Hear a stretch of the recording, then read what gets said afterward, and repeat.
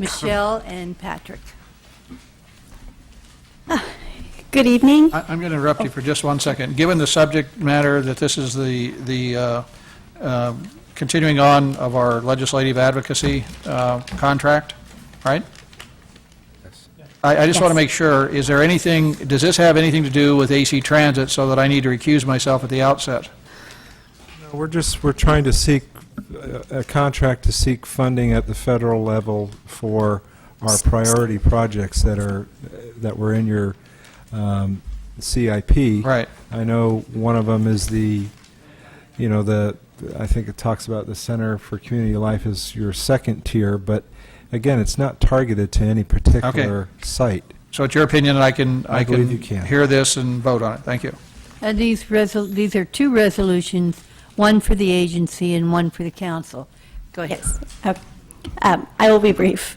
Good evening, agency chair and members of the agency board. Since August 2005, Townsend Public Affairs has been providing professional services for governmental advocacy and to obtain public sector state funding for various City of Emeryville and Emeryville redevelopment agency projects. On October 21st, 2006, the agency and city approved a capital improvement program which included several projects which require additional funding in order to be implemented. As the funding and advocacy needs for these projects are ongoing and Townsend's current contract is scheduled to expire on March 31st, 2007, sorry, there's an error in the staff report, it's appropriate to continue to engage the services of Townsend in order to obtain funding for these projects. The purpose of this item is to hear a presentation from Townsend on the Emeryville State Funding and Advocacy Plan, which is Exhibit A to the contract, to be implemented over the next 12 months, and approve the attached resolution authorizing the interim executive director to execute a third amendment to the professional services agreements, increasing the contract amount of $156,000 by an additional $90,000 for a total contract amount not to exceed $246,000. The scope of services will be completed in a 12-month period, effective April 1st, 2007, ending March 31st, 2008. It'll be billed at a rate of $7,500 per month, inclusive of expenses. Approximately 80% of their time is spent on agency projects, and 20% will be spent on supporting city projects. As a result, as noted by Agency Chair Davis, 80% of the additional monies will be funded by the agency, and the remaining $18,000 will be funded by the city's general fund. As a result, there are two resolutions for the city and for the agency. Staff recommends the agency and city hear the presentation from Townsend and approve the attached resolutions. Before I introduce Townsend, I want to know if there are questions for staff. No? Okay. I just wanted to know how successful have they been in bringing money to the city for various projects? So far, we have not secured funding for specific projects, although they have been working diligently and have set up many meetings with high-level government agencies with our city staff to raise the awareness of our projects. Okay, thank you. Okay. Here tonight from Townsend are... Michelle, as a follow-up to that, and I think that's a very good question, Ken. One of the things I didn't see in the paperwork that was presented to us is I'd like to see a spreadsheet of each individual project that they're working on where the pots of money are, and what are the targets, dollars that we're looking for. And then hopefully there will also be another category at the end of what is what comes through to the city, because we're into this very substantially now. I know they've been working diligently, but we want to see some results. So maybe Townsend will address that when they come up. They most certainly will. They had hoped to have that prepared in time for the staff report, but it is included in their presentation. We like to invest money. We don't just like to hand it out. Here from Townsend tonight are Isaac Koss-Reed, Chris Townsend, and Allison Bogart. And I believe Chris will start. Thank you very much, and thank you, Madam Mayor and council members, for your comments, which I take to heart. I wanted to speak first because as the president, owner of the firm, and a commitment to the integrity of our organization and the results that we achieve, we hear your message.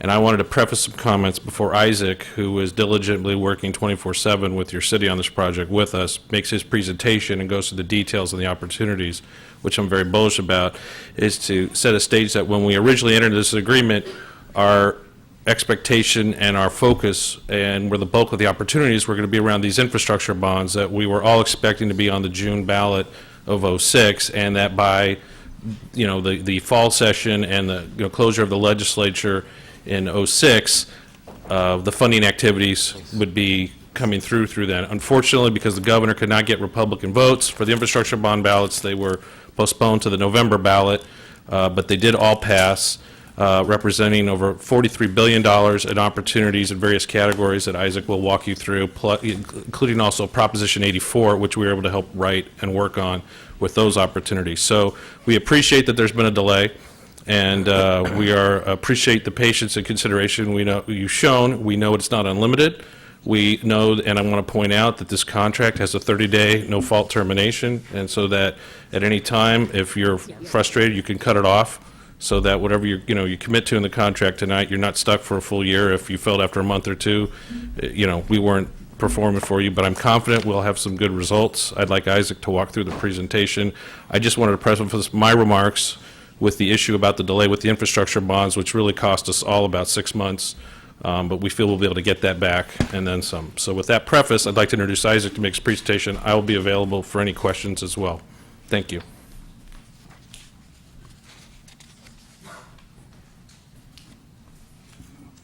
Any trick to turning this off? I'm just going to go ahead and move over here. Does that work? Can people hear me okay? I guess so.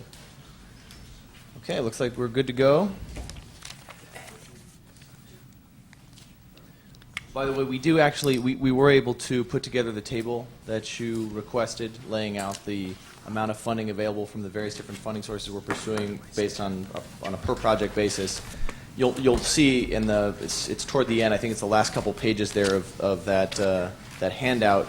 Excuse me, Isaac, you need to move that right up. Sorry, we're seeing that one of the challenges that we're dealing with, or in terms of guesstimating how much funding we're actually going to get, is that a lot of the funding we're going to be pursuing is going to be determined by legislation that has yet to be passed, and that is the subject of this current state legislative session, which just began. To begin, I'd like to just give a quick overview of the presentation, which is really a PowerPoint presentation of the lengthier and more detailed action plan in Word format that you have in your packets there. What we've done is tried to lay out what are the priority projects as we understand them from staff and the city leadership here in Emeryville, then discuss the state funding sources, some of which we have helped create over the last year and a half to address some of the needs in Emeryville, our strategy to secure this funding that we've been implementing up through the current period and are planning for the coming year. And finally, sort of an overview of the overall plan. We've done it in a couple different ways, both with the table that the mayor requested and also with a map we put together.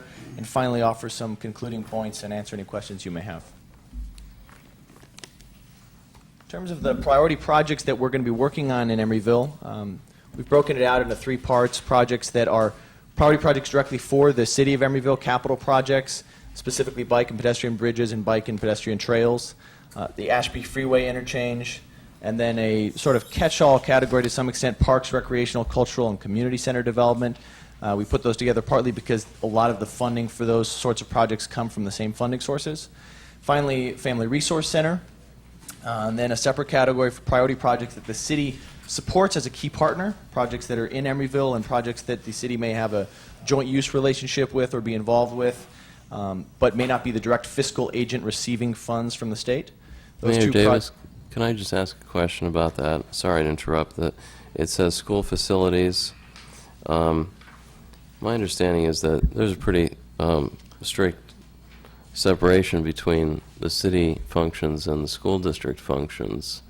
So is it the case that we are in a position here of paying you to get funding for the school district? What I might say is that what we've seen in other cities around the state, and may be the same case here, is that many cities are looking towards supporting the efforts of their school districts to the extent that those efforts can pay off in supporting quality of life and improved home values, et cetera, in cities. I think the term is joint facilities, similar to what we enjoy with the Emeryville Unified School District now and the use of their recreational facilities. There are also specific funds now for the first time, and included in Proposition 1D, the school bond included, for example, a joint use fund which requires the school districts to partner with a local partner, which in most cases, in past experience, has been a city. I don't know if that helps answer your question. Or Does the school district have an advocate? I mean, I don't know. Does the school district pay a consultant to do this? I mean, is this duplicative or? What Townsend does also benefits the school district. No, I know, but I'm curious whether the school district budget, if there's any money that goes from the school district budget to, do they have any function similar to this? Currently, my understanding is that they don't. Okay. Thank you. I think it is quite fair to say that they have been very successful in raising funds through the intervention of Superintendent Tony Smith. That is very true. Can I ask for some, when you say Family Resource Center, what project is that?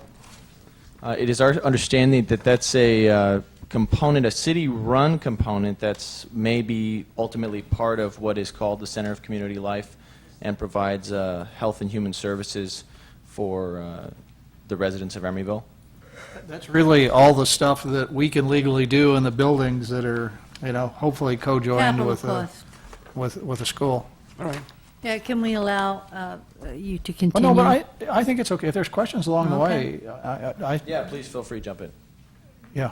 Another project similar to the support, we're providing some of the joint facilities with the school district, also projects that are within Emeryville, the railroad crossings, and grade separation for those railroad crossings. Again, that all the money from the state for those funds within Proposition 1B, the transportation bond, have to be actually awarded to the rail companies, not to the city, and yet we're able to coordinate those efforts with some of the advocates for the rail companies so that they direct some of that money to projects that directly benefit. Can I ask a question about that? My understanding is that this term grade separation for railroad crossings, and correct me if I'm wrong, this is money that is, the goal is to take what is currently an at-grade crossing. In other words, the railroad is chugging along and it crosses a street which has the crossing gates. That this money is the specific goal is to eliminate that at-grade crossing. Is that correct? No, okay, let me answer. To my knowledge, the goal for the various different rail funds goes beyond simply that specific goal, although that is one of the prominent ones among the policy goals of this fund, which have not entirely been set out because some of it requires implementing legislation that, again, hasn't been passed by the legislature. For grade separation, typically means that you're going to remove you're going to have the road go under a bridge. They usually create a bridge and then it goes under the bridge. What this means, my understanding is what this means is that the at-grade crossings at 65th, 66th, and 67th would be eliminated. No. This actually builds a bridge so that it would go up in the air and then the road would go underneath the bridge. It doesn't eliminate them at Well, all. let's ask our staff. Am I correct that this term, number 2, grade separation for railroad crossings, that the goal is to eliminate 65th, 66th, and 67th at-grade crossings and require the traffic, pedestrians, bicycles to get on a bridge? Is that correct or incorrect? No. Well, it could be a... Could include quiet zones, though. as I understand. There's two different things going on here. Grade separations specifically means either going over them on a bridge or under in a tunnel, so that you don't have an at-grade crossing. That's Okay. what that's about. Now, that's different than the quiet zone project, and I'm not sure the quiet zone actually qualifies for this pot of money. So I'm correct that this term, grade separation for railroad crossings, that means that the at-grade crossings, 65th, 66th, and 67th, would be eliminated, and the traffic that goes across those crossings currently, the vehicle traffic, the pedestrian traffic, the bicycle traffic, all of that traffic would be required to either go over a bridge No. or under a No. tunnel. The only thing that gets raised is the railroad tracks. The railroad No, tracks would get no, raised. that is incorrect. That's what Did I'm you not just? telling- No, look, our interim city manager just explained to you, and you were not You listening. don't know what I'm telling you what an active crossing Gentlemen, is. what is your point, John? Yeah. I'm just trying to get Got that. clarification. It's the ideal situation. No, it's not. It requires pedestrians and bicycles doesn't. to get on a It bridge, does not. whereas before they were not required to. Pat, tell him. Well, there's three different ways to do it. You can get on a bridge to go over the tracks, or you can do a tunnel, go under the tracks, or there's another solution that's been done in other cities where you drop the tracks You drop. and you Oh, keep the street crossing at grade. That will never happen. They will not drop. Where have they dropped the tracks? Lots of Oh, places. this is in Southern California. I'm intending to come back to you with a consultant contract within the next 60 days concerning the, or the idea of getting a consultant contract concerning the quiet zones.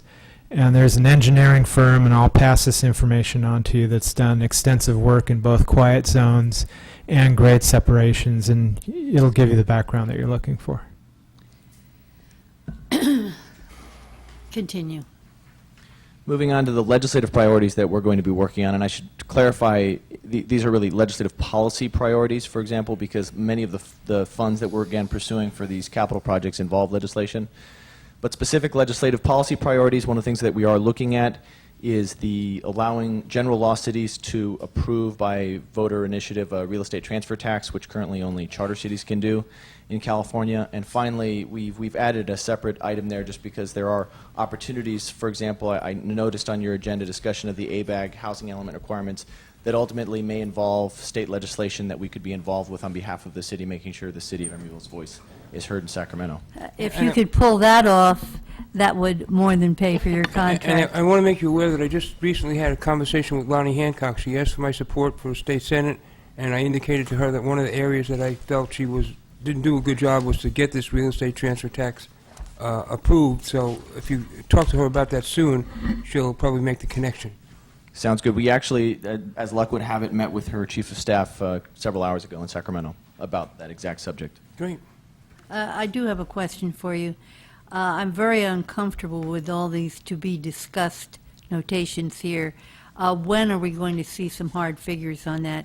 Because clearly, on the projects we have a pretty firm idea of how much money we need from Sacramento. And I'm a little uncomfortable with this TBD going down the list.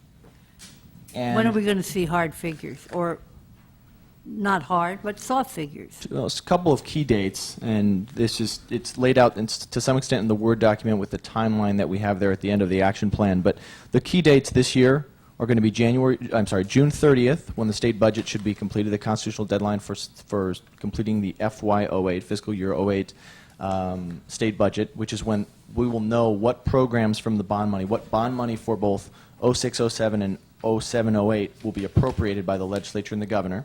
That will then be able to know how much money is going into formula programs by the state, so how much money by formula then is Emeryville going to get from those programs. We'll know if money is allocated to competitive programs, and there's a possibility that in some cases regulations will already be in place to administer those programs if implementing legislation is not involved, in which case we will know more or less, is there a maximum amount you can apply for, minimum amount, et cetera. For those remaining programs where money is appropriated to a new program and yet legislation has not yet been enacted to delineate how that money is going to be spent, we'll know by the end of the legislative session in September, when we know what bills the governor has signed and Right. vetoed. I think perhaps you misunderstood what I was looking for in this last column. Actually, there should be two columns there. One is the TBD column, which we'll know in June and in September, but the interim column would be, what are we looking for as the city of Emeryville? What is the dollar figure? What's our target? What's our goal? We don't want to just go up there and wander around. Oh, I We see. want specific goals. So I not wanna just the see total that. project cost, That's right. But the goal, okay. The goal that we think we can... I'm sorry, we eke didn't out. understand that. We'll work with staff All on right. putting that together. I thought there was some kind of misapprehension. Any other questions here? Transfer tax is extraordinarily important to us. Would we all agree on that? Absolutely. Do I hear a motion on this? So move both resolutions. Do we have Second. a second? Call the roll, please.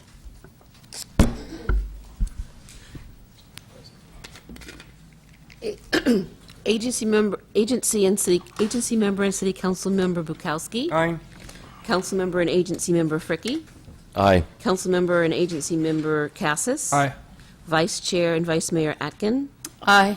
And mayor and chair Davis. Aye. Thank you very much, and... Can I make a concluding comment Sure. here? Of all the council members, I think I know I probably have the closest relationship with you, Isaac, and I just want to say that this firm went through, when we first started working with them, went through a very complete proposal that they presented and stood out head and shoulders above the other ones that we were considering at that time. And they have an office in Sacramento, and they have a presence in Southern California. And they really know their way around state legislative processes. And I think a lot of the work that they do for advocacy for other jurisdictions has already benefited us because we've been able to, they've been able to interject Emeryville into other conversations that they've had with other clients and other concerns. And so I'm quite pleased we just approved being able to continue to work with you. And I just want to say, I'm enthusiastic, but I'm not going to be pleased until we get some results. So, And I being mean, money. that's just being honest. Amen to that, and I don't think we're going to be happy until we get some results for the city as well, because it's exciting to work with the city. I just, if I may, Madam Mayor, I just want to echo Ruth's comments. You know, there's consultants and there's consultants, and as far as I'm concerned, your organization is top flight. You jumped right in the middle of this from the beginning, and I think there's been a lot of direction to what you've done. I feel very comfortable with your firm and the people that you've sent to work with us, including you, and I know we're going to get results. We're not always sure where they're going to be, but I know that when all this is over, and it doesn't mean it does come to an end, because there's going to be money out there to get every year, but I know that you're going to well have paid for the cost of this contract with the work that you're doing and will do. So I really enjoy working with you. Thanks. Thanks so much, Isaac. Item 7.